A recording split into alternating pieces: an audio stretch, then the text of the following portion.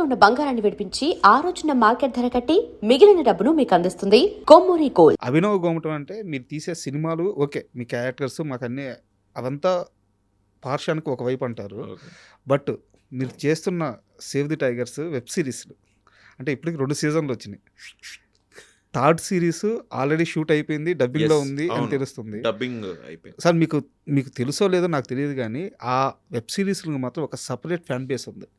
మొత్తం ఎరగబడి నవ్వుకుంటారు ఫ్యామిలీ అంతా చూస్తూ. ఐ నో సో 3 మీద చాలా ఎక్స్పెక్టేషన్స్ ఉన్నాయి. మ్యాచ్ చేయబోతున్నారు. నేను చెప్తున్నా, సేవ్ ద టైగర్స్ 3 మీకు సేవ్ ద టైగర్స్ 1 కంటే బెటర్.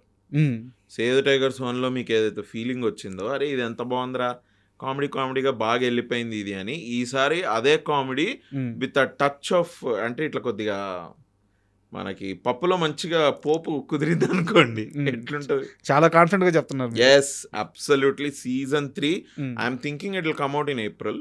మీరు జస్ట్ చూడండి అంతే. మీకు ఫస్ట్ ఎపిసోడ్లో కొద్దిగా కన్ఫ్యూజన్గా ఉంటుంది. ఫస్ట్ ఎపిసోడ్ ఎండ్కి రండి, ఎండ్కి వచ్చిన తర్వాత ఓహో ఇదా స్టోరీ అని మీకు ఎప్పుడైతే తెలుస్తుందో, అక్కడి నుంచి I think it is for 7 episodes అనుకుంటా. Everybody will love it. మీరు ఫ్యామిలీ ఆడియన్స్ మనం అనుకోవడం చాలా నార్మల్ కదా ఇది, because it's about married couple, family. Then bro 5-year-old 10-year-old kids also see me అంటే సేవ్ ద టైగర్స్ అని. నేను ఎవరో ఫ్రెండ్ని కలవడానికి వీళ్ళు గేటెడ్ కమ్యూనిటీలో ఉంటే, వీళ్ళ బయట నిల్చొని మాట్లాడుతుంటే వీళ్ళు సైకిల్ దొక్కుంటూ వెళ్తుంటారు కదా కిడ్స్, చూసి అరే ఇక్కడ ఉన్నాడు ఏంట్రా అని ఈడు వెళ్ళడం, వాళ్ళ అమ్మని పెట్టుకుని నాకు అట్లా ఎన్నిసార్లు అయిందో. ఎవరో ఫ్రెండ్ లిఫ్ట్లో అరే మై కిడ్ లవ్స్ అండి సేవ్ ద టైగర్స్, ఎప్పుడు అదే కిడ్స్ ఎందుకు చూస్తున్నారమ్మా మీరు చూడట్లేదా ఇదని. So they families and kids they all love it. I'm very happy for that response again. Save the tigers 3 గుండె మీద చేతులు వేసుకొని ఏదైతే రిలీజ్ అవుతుందో ఆ రోజు నుంచి you will watch it again and again. నేను అంటే ఐ డోంట్ వాంట్ హైప్ ఇంకా ఎక్కువ చెప్పి, మీరు ఆ మొత్తం హైప్ చేసి ఇప్పుడు అంటే ఏంట్రా, no but you will love it. Super. And ఒక సీరియస్ క్వశ్చన్ ఉంది. యాక్చువల్గా సీరియస్ క్వశ్చన్ అయితే నేను వచ్చిన గెస్ట్కి ఏం చెప్తానంటే, సమాధానం చెప్తే చెప్పండి లేదా స్కిప్ చేసేనంట, బట్ దీనికి మాత్రం ఖచ్చితంగా సమాధానం కావాలి. ఓకే. హీరోగా సినిమా చేశారు, మస్తు షేడ్స్ అనేది చేశారు, తర్వాత కొన్ని వెబ్ సిరీస్ వెబ్ మూవీ ఏదో చేసినట్టున్నారు, మై డియర్ దొంగ చేశారు. తర్వాత మళ్ళీ అంటే నేను కమెడియన్ అన్నో లేకపోతే ఇంకోటి కానీ ఆర్టిస్ట్గా చేస్తున్నారు. హీరోగా సెట్లో మీకు ఒక హయ్యర్ ప్రయారిటీ తీసుకున్నారు కదా, అక్కడి నుంచి మళ్ళీ ఒక ఆర్టిస్ట్గా ఇదేమి ఇబ్బంది అనిపించలేదా? ఇబ్బంది ఏం లేదండి. See I will tell you something. Theatre గురించి మాట్లాడుకున్నాం కదా, నేను హ్యావ్ డన్ థియేటర్. నాకు థియేటర్ యాక్టింగ్ గాను అండ్ ఈ క్రాఫ్ట్ నేర్చుకోవడంలో అండ్ యాక్టింగ్ ఒక పర్ఫార్మింగ్ ఆర్ట్స్ యొక్క అప్రోచ్లో నాకు థియేటర్ చాలా హెల్ప్ చేసింది. థియేటర్లో హీరో హీరోయిన్ విలన్లు ఏముంటారండి, playing a character and you are an actor.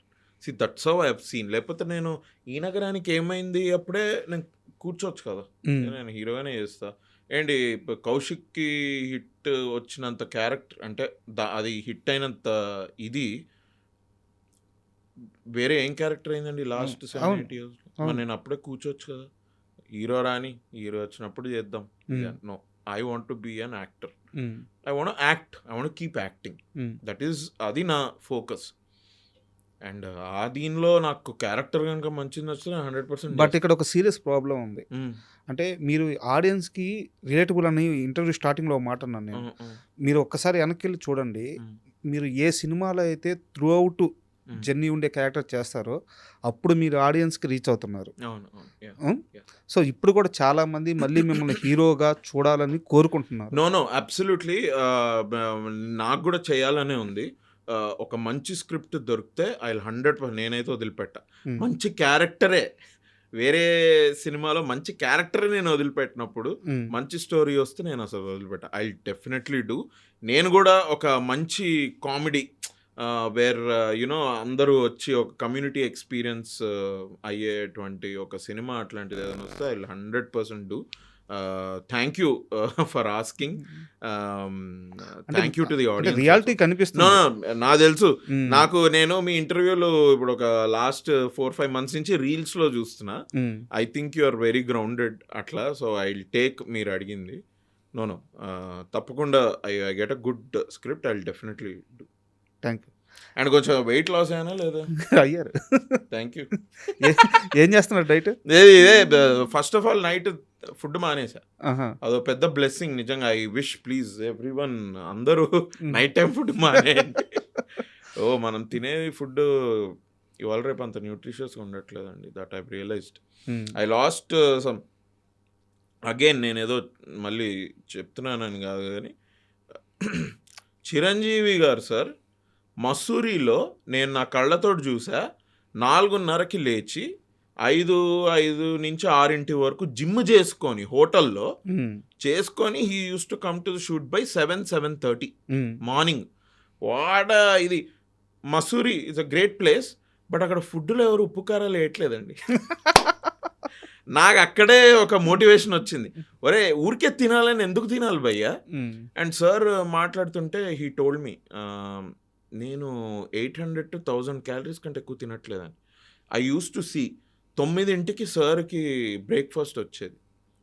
ఇంత పెద్ద ప్లేట్లో ఒక లిడ్ పెట్టి ఆ అబ్బాయి తెచ్చి ఇలా ముందు సార్ కూర్చుంటే ఒక టేబుల్ వేస్తే పెట్టేవాళ్ళు.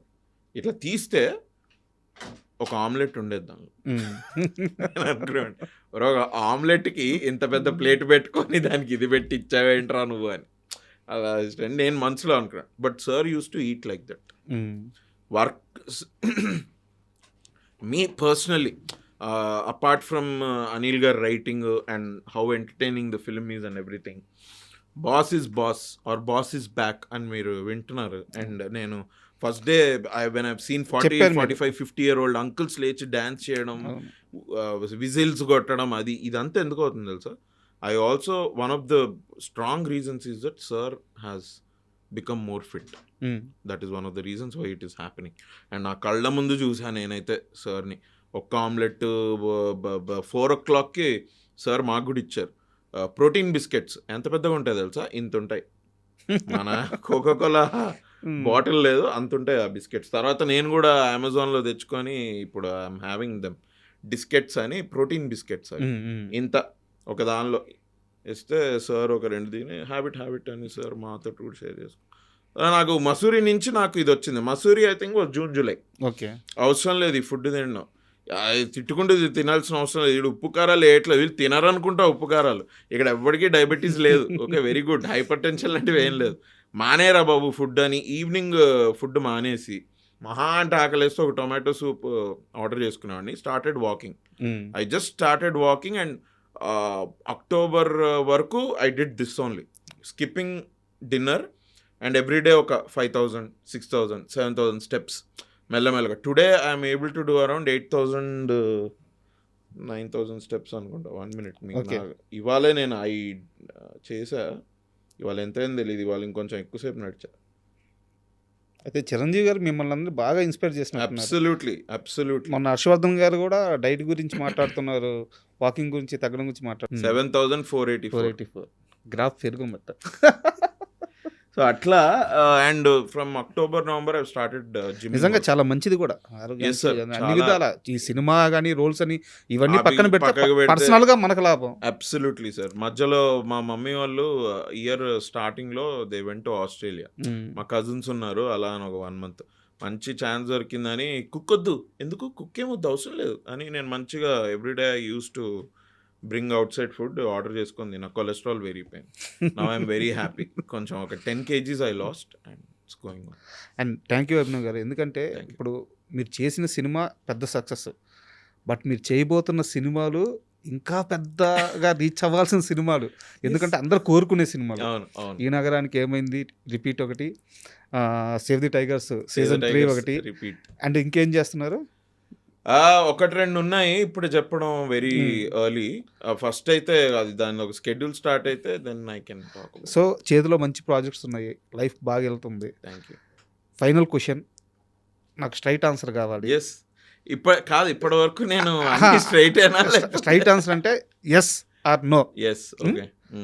పెళ్ళి ఎప్పుడు చేసుకోబోతున్నారు, అసలు చేసుకోరా? చేసుకుంటా.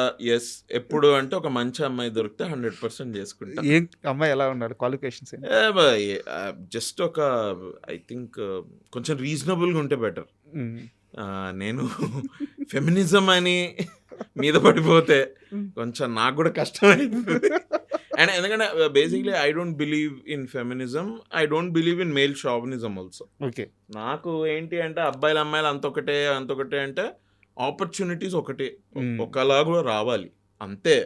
బట్ ఈ బాడీ మీరు డిజైన్ చేసింది కాదు, అమ్మాయి బాడీ అబ్బాయి డిజైన్ చేసింది కాదు, నేచర్ డిజైన్ చేసింది. అండ్ నేచర్లో మీకు ఎవరు చేశారు అని మీకు తెలియకపోతే that thing was done by nature. And when nature design something it is unique. అబ్బాయి యూనికే, అమ్మాయి యూనికే. కరెక్ట్. మన బయాలజీ డిఫరెంట్, మన బాడీ ఎలా పనిచేస్తుంది ఏంటి అదంతా డిఫరెంట్. మన నేచర్కి క్లోజ్ అవుతే చాలు, ఇంకా వేరే ఏం అవసరం లేదు. సో కొంచెం ఇట్లా రీజనబుల్గా ఉండి అలాంటి అమ్మాయి దొరకాలని మనస్ఫూర్తిగా కోరుకుంటున్నాను. ఈసారి మనం ఇంటర్వ్యూ కూర్చుంటే మీ కపుల్తో కూర్చోవాలని అనుకుంటున్నాను. అబ్బో అయ్యో